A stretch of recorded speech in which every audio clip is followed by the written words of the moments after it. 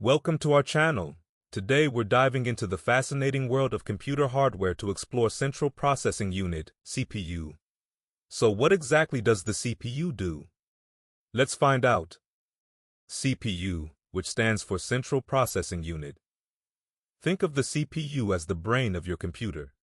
It's like the boss that tells all the other parts what to do. Imagine you're playing with building blocks. You have different shapes and colors of blocks, right? Now, let's say you want to build a tower. You need someone to tell you which block to pick next and where to put it, right? That's what the CPU does for the computer. The CPU looks at all the tasks your computer needs to do, like adding numbers, showing pictures, or playing games. Then, it tells the other parts of the computer what to do next, like moving information in and out of memory, doing calculations, and showing things on the screen. Let's say you're playing a game. When you move your character, the CPU figures out where your character should go, tells the screen to show your character there, and also tells the speakers to make any sounds your character makes. Just like you need to think and make decisions when playing with your blocks, the CPU thinks and makes decisions for your computer, making sure everything runs smoothly and you can do all the fun things you want with it. The first CPU was made in 1940s and was ran with the first computer, the EDVAC. Function of CPU. First and foremost, the CPU is responsible for carrying out processing tasks. Just like a chef in a kitchen, the CPU takes in raw ingredients, processes them according to instructions, and produces the final result. One of the CPU's key functions is performing arithmetic calculations. Whether it's adding up numbers in a spreadsheet or calculating the trajectory of a rocket, the CPU handles all sorts of mathematical operations with lightning speed. Think of the CPU as a voracious reader, constantly scanning through instructions and data stored in the computer's memory. It retrieves the information it needs to execute tasks efficiently. The CPU is like the master conductor of an orchestra, coordinating communication between different parts of the computer system. It uses the system bus to send and receive signals to peripherals like keyboards, mice, and printers. Just like a captain steering a ship, the CPU issues commands to all parts of the computer system. Whether it's telling the graphics card to render a 3D image or instructing the hard drive to save a file, the CPU ensures that everything runs smoothly. Timing is crucial in computing, and the CPU acts as the master timekeeper. It controls the timing of information flow, ensuring that data is processed and transmitted at the right moment. Last but not least, the CPU oversees the storage of data and instructions. It decides where and how information should be stored in the computer's memory, ensuring quick access when needed. There are three components of CPU: arithmetic logic unit, control unit, and registry array. The arithmetic logic unit is like the powerhouse of the CPU, handling a wide range of mathematical and logical operations with lightning speed. From basic arithmetic like addition and subtraction, to more complex tasks like multiplication, division, and logical comparisons, the arithmetic logic unit does it all. Within the CPU, the arithmetic logic unit is accompanied by a group of registers, which are like ultra-fast memory storage units. One of these registers, known as the accumulator, holds the data currently being processed by the arithmetic logic unit.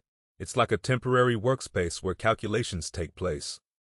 But wait, there's more. The arithmetic logic unit isn't just limited to basic arithmetic and logic. It also handles operations like incrementing and decrementing values, shifting bits left or right, and executing various logical instructions. It's a versatile powerhouse that adds layers of functionality to your computer's processing capabilities. At its core, the control unit acts as the traffic controller of your computer's central nervous system.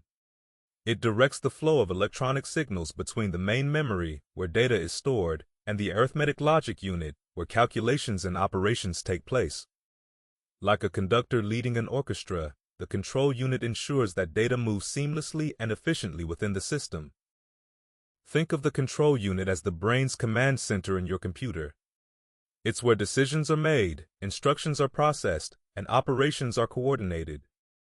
Without the control unit, your computer would be like a ship adrift without a captain, lacking direction and purpose. In addition to directing data flow, the control unit also provides crucial timing and control signals to every operation within the computer. It ensures that tasks are executed in the correct sequence and at the right moment, maintaining synchronization and efficiency throughout the system. Whether it's fetching data from memory, executing instructions, or sending output to peripherals, the control unit keeps everything running smoothly. At its core, a register is like a tiny, lightning-fast storage compartment within the CPU. It holds on to data that's currently being processed, serving as a temporary workspace for the CPU to perform calculations, execute instructions, and manage operations. Think of it as a workbench where the CPU keeps its tools handy for quick access and efficient work. Registers are like the VIP section of your computer's memory hierarchy. They sit right at the top, closest to the CPU, which allows for lightning-fast access and retrieval of data. This proximity to the CPU ensures that critical information is readily available whenever the CPU needs it, minimizing delays and maximizing processing speed. Registers come in two main flavors, static and dynamic. Static registers are like sturdy vaults, holding on to data without the need for constant refreshing. Dynamic registers, on the other hand, are more fluid, requiring periodic refreshing to maintain their contents. Regardless of the type, registers are typically made up of small memory cells, known as RAM cells, which store bits of data in binary form. Registers come in various types, each serving a specific purpose in the CPU's operation. For example, the accumulator gathers results of arithmetic and logic operations, while the address register holds memory addresses. The instruction register stores the current instruction being executed, and the sequence register manages the order of operations. Together, these registers form the backbone of the CPU's processing capabilities. First up, we have the clock rate of the CPU. This is like the heartbeat of your computer, measuring how many instructions the CPU can execute per second. The higher the clock rate, the more instructions the CPU can process in a given amount of time, resulting in faster performance. Next, let's talk about the computer's word size. This refers to the number of bits the CPU can process at once. A larger word size allows the CPU to handle more data in a single operation, which can significantly speed up processing tasks. Another crucial factor is the bus speed. Think of the bus as the highway that data travels on within your computer. A faster bus speed means data can move more quickly between the CPU, memory, and other components, reducing bottlenecks and improving overall performance.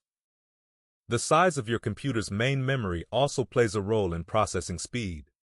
More memory means the CPU has more space to store and access data, reducing the need to wait for information to be retrieved from slower storage devices like hard drives.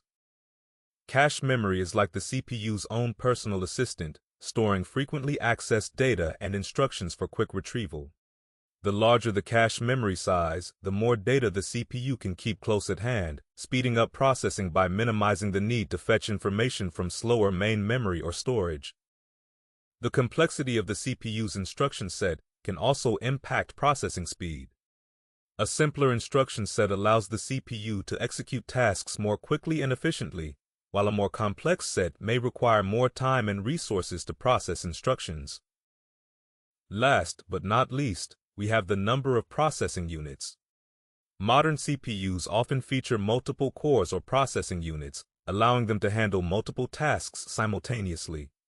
More processing units mean greater parallelism, which can lead to significant improvements in processing speed, especially for multitasking and multi-threaded applications.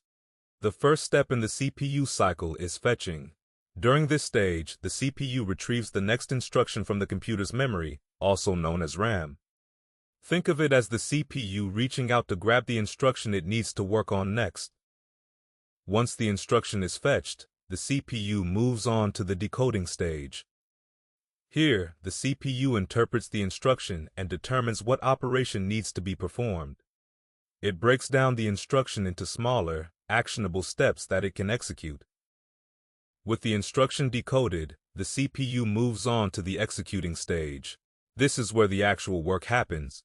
The CPU performs the operation specified by the instruction, whether it's an arithmetic calculation, a logical comparison, or some other task.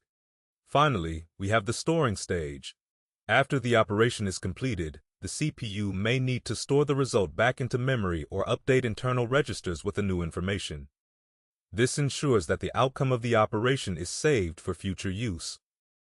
And there you have it, the CPU cycle, the fundamental process that drives your computer's operation. From fetching instructions to executing tasks and storing results, each step plays a crucial role in ensuring smooth and efficient processing. Thanks for joining us on this journey. Don't forget to like, share, and subscribe for more tech insights. Until next time, happy computing!